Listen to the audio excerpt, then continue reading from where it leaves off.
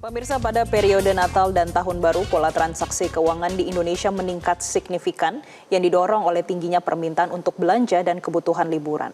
Transaksi melalui sistem pembayaran digital seperti e-wallet dan juga mobile banking pada periode Desember 2024 diperkirakan naik hingga 25% dibandingkan dengan bulan-bulan sebelumnya. Hal ini pun menimbulkan celah bagi pelaku tindak kriminal keuangan digital. Lalu bagaimana masyarakat dapat mengantisipasinya? Kami akan membahasnya bersama dengan Kepala Departemen Surveillance Sistem Pembayaran dan Perlindungan Konsumen Bank Indonesia, ada Bapak Anton Daryono, dan juga Ketua Komite 1 Asosiasi Sistem Pembayaran Indonesia atau ASPI, ada Bapak Timothy Utama. Selamat pagi Bapak-Bapak. Selamat pagi Mbak Jessica. Baik, saya akan ke Pak Anton terlebih dahulu. Pak Anton, kalau kita sudah memasuki masa libur Natal dan Tahun Baru, ini juga artinya ada kenaikan pada aktivitas ekonomi.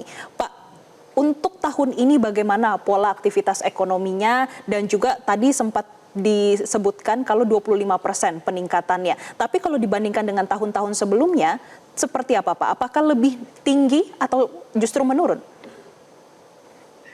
Oke Mbak Jessica, jadi akseptasi transaksi pembayaran digital di masyarakat itu dari tahun ke tahun semakin meningkat dan berkembang, tercermin dari peningkatan penggunaan UE, penggunaan kanal kris, dan juga transaksi pembayaran digital terutama yang menggunakan mobile banking yang menunjukkan tren meningkat dari tahun ke tahun.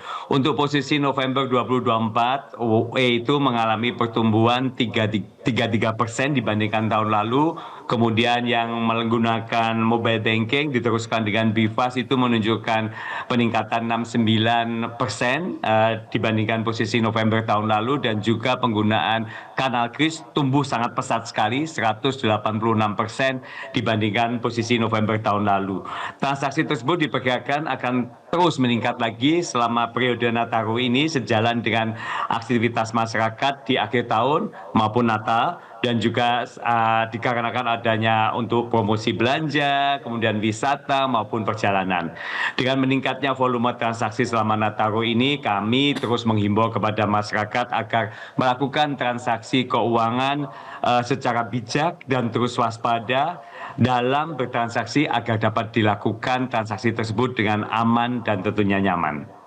Baik, ada peningkatan volume transaksi di akhir tahun 2024 bahkan lebih tinggi dibandingkan dengan tahun lalu. Pak Tim, kalau kita melihat data dari Bank Indonesia seperti tadi, bagaimana dari ASPI memetakan ancaman-ancaman dan juga adanya potensi yang akan dihadapi masyarakat terutama untuk akhir tahun 2024 ini, Pak? Iya, saya rasa tadi dikatakan sama Pak Anton bahwa yang terjadi di pembayaran secara digital sudah meningkat sangat pesat. Kebetulan saya duduk di ASPI juga duduk di Bank Mandiri yang melihat bahwa memang transaksi digital kita sudah melonjak sangat tinggi.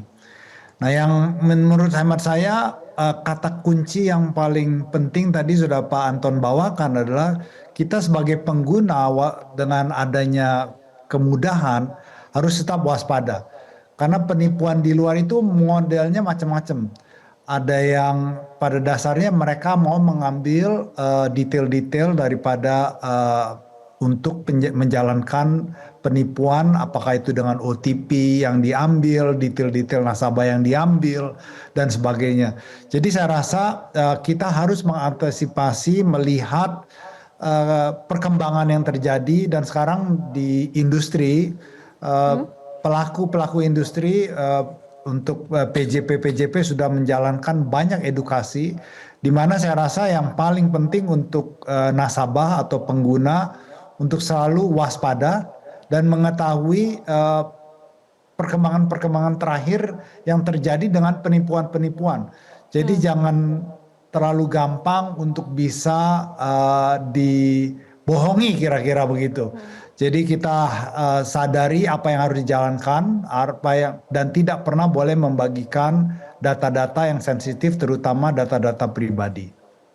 Pak Tim, dengan seiring naiknya volume transaksi pada tahun 2024, bagaimana dengan laporan dari masyarakat? Apakah ini juga naik, Pak? Jadi kalau kita melihat bahwa memang seiring dengan terjadinya kenaikan transaksi, fraud attempts itu selalu banyak. Karena memang di luar sana pelaku-pelaku kejahatan ingin mengambil monetize daripada melakukan kejahatan digital tersebut. Jadi tentunya peningkatan ini cukup tinggi, itu harus kita akui. Oleh karena itu, tapi biasanya yang terkena adalah karena penipuan. Jadi kalau zaman dulu untuk menipu kita, kita harus mengambil dompet kita, mengambil kartu ATM, dan mengambil PIN. Sekarang mungkin tidak perlu seperti itu, tapi konsepnya masih sama. Jadi details daripada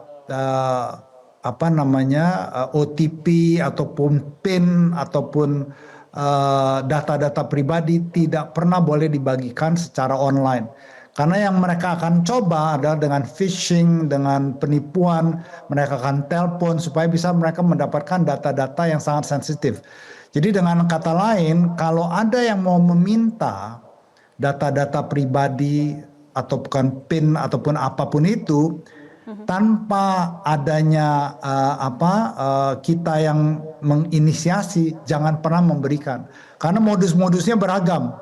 Mereka bisa menakutkan, mereka bisa menelpon, mereka bisa bilang ada yang kecelakaan, minta detail-detail pribadi dan sebagainya. Jadi sekali lagi saya rasa yang sangat penting adalah kewaspadaan kita. Kalau dulu kita jaga dompet, keliling-keliling di Jakarta selalu waspada, pegang tangan itu di kantong-kantong supaya dompet tetap ada di kita.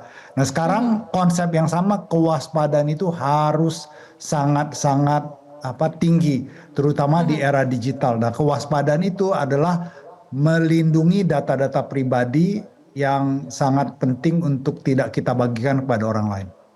Baik, kesadaran dari masyarakat ini sangat penting ya Pak Tim. Dan saya akan bertanya kepada Pak Anton, Pak, semakin canggih zaman, semakin canggih juga untuk penipuannya. Tadi Pak Tim sudah menyampaikan berbagai modus dilakukan. Nah, kami ingin tahu Pak, bagaimana peran Bank Indonesia dan juga bagaimana kapasitasnya untuk menangani ini semua Pak? Jadi dalam terkait dengan edukasi ke masyarakat, masyarakat perlu memahami bagaimana langkah-langkah menggunakan layanan sistem pembayaran secara aman. Karena tadi disampaikan oleh Pak Tim juga bahwa fraudster itu semakin kreatif dalam memainkan psikologis konsumen melalui social engineering tadi, ada telepon dan sebagainya tadi. Nah, untuk itu dapat dicegah dengan cara melindungi data pribadi dan transaksi kita melalui 5 hal. Ya, salah satunya tadi sudah disampaikan oleh Pak Tim, tidak memberikan data pribadi seperti password, PIN, dan kode OTP kepada siapapun juga, termasuk yang mengaku sebagai penyelenggara sistem pembayaran. Yang kedua, membuat password dengan kombinasi yang unik dan tidak mudah ditebak. Hindari menggunakan tanggal lahir, inisial, dan sebagainya yang mudah diteka oleh fraudster. Yang ketiga, jika mendapatkan link ataupun sesuatu yang mencurigakan, file aplikasi yang mencurigakan, jangan langsung diklik, ke install ke gawai yang kita miliki, meskipun dengan iming-iming ada hadiah, ada keuntungan yang lain. Yang keempat adalah pastikan melakukan transaksi melalui aplikasi pembayaran yang resmi, sehingga keamanan data dan transaksi bisa selalu kita jaga. Kemudian pastinya yang kelima, jika terjadi masalah, adukan kepada penyelenggara atau otoritas yang berwenang bila terjadi penipuan.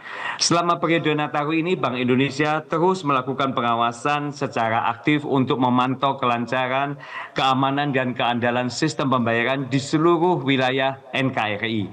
Untuk memenuhi kebutuhan masyarakat, kami juga telah meminta penyelenggara untuk memastikan ketersediaan layanan dan juga keamanan mobile banking dan sebagainya, kemudian juga uang tunai di ATM tercukupi sebagaimana yang diperlukan oleh masyarakat, kemudian kanal EDC maupun KRIS juga tersedia baik di pusat perbelanjaan, pusat wisata maupun jalan tol, serta layanan pengaduan konsumen untuk 24/7. Kita bersama-sama sudah mengeluarkan dengan industri, dengan asosiasi untuk meminta PJP memastikan keamanan, keandalan, dan kelancaran sistem pembayaran tadi. Oke, baik. Nanti saya akan bertanya Pak terkait bagaimana kolaborasi antara Bank Indonesia dan juga stakeholder terkait dengan edukasi dan juga menangani ancaman-ancaman yang akan dihadapi oleh masyarakat, terutama dengan melihatnya peningkatan volume transaksi di akhir tahun ini. Baik, pemirsa, kami akan jeda terlebih dahulu. Tetaplah bersama kami di program Zona Bisnis. Terima kasih pemirsa, Anda kembali menyaksikan Zona Bisnis dan kami akan melanjutkan dialog bersama dengan Bapak Anton Daryono dan juga Pak Timothy Utama. Saya akan melanjutkan terlebih dahulu ke Pak Tim. Pak, lalu apa saja yang sudah dilakukan oleh Bank Indonesia dan terutama dari ASPI ya sepanjang tahun 2024 untuk melindungi transaksi digital terutama bagi konsumen, Pak? Jadi secara ada dua pihak sebenarnya, ada dua sisi. Yang pertama adalah sebagai pelaku jasa pembayaran, kami sudah menerapkan standar. Jadi bersama dengan Bank Indonesia, semua kanal-kanal dan sistem-sistem pembayaran termasuk proses, apakah itu untuk QRIS, apakah itu untuk API, itu sudah diberikan standar yang dimana semua pemain harus memenuhi standar tersebut, termasuk untuk security-nya. Jadi itu sudah kita selesaikan dan kita terapkan.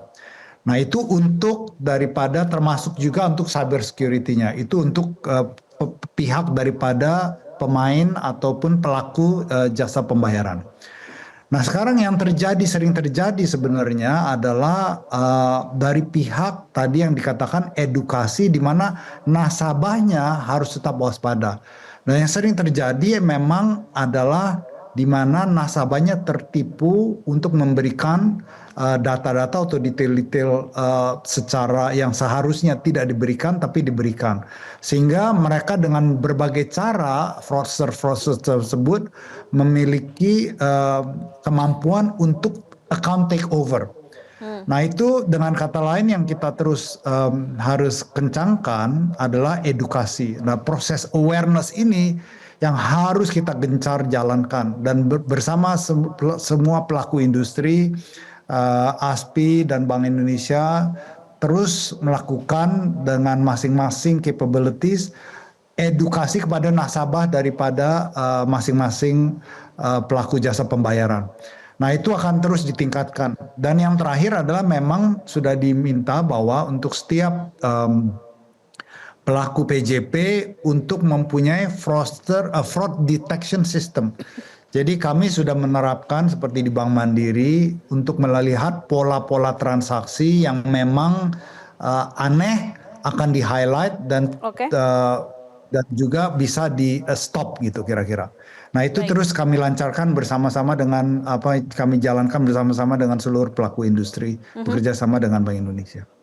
Baik, kolaborasi terus dilakukan dengan para stakeholder. Pak Anton, terakhir saya ingin bertanya Pak, kalau dari Bank Indonesia melihat arah perkembangan sistem pembayaran digital akan seperti apa Pak ke depannya? Dan bagaimana perlindungan untuk konsumen?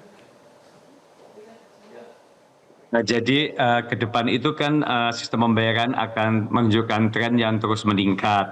Ini juga menunjukkan awareness masyarakat untuk menggunakan transaksi pembayaran digital itu semakin baik dalam aktivitas sehari-harinya.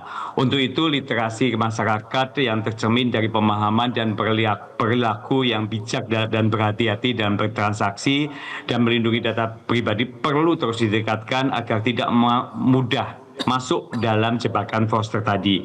Survei kita terkait dengan pelindungan konsumen di tahun 2024 menunjukkan bahwa kita itu sudah mencapai angka 70% masuk kategori kritis dari meningkat dibandingkan tahun 2023 yang mencapai 64%. Nah di 2025 angka keberdayaan konsumen ini kita harapkan akan mencapai level berdaya sehingga selain paham atas hak dan kewajibannya, masyarakat juga mampu mengoptimalkan pemanfaatan produk, layanan, dan menghindari risiko, juga berani mengadukan masalah dan mampu memperjuangkan hak-haknya. Lebih jauh lagi, kapabilitas dan perilaku pelindungan konsumen dari penyelenggara juga terus perlu ditingkatkan. Untuk itu, Bank Indonesia akan melakukan pengawasan surveillance penyelenggara sistem pembayaran termasuk pengawasan market conduct-nya. Oke, baik. Terima kasih Bapak Anton Daryono selaku Kepala DSPK Bank Indonesia dan juga Bapak Timothy Utama selaku Ketua Komite 1 ASPI sudah memberikan insight bagi pemirsa Zona Bisnis Metro TV pada pagi hari ini, Pak. Jelajahi cara baru mendapatkan informasi. Download Metro TV Extend sekarang.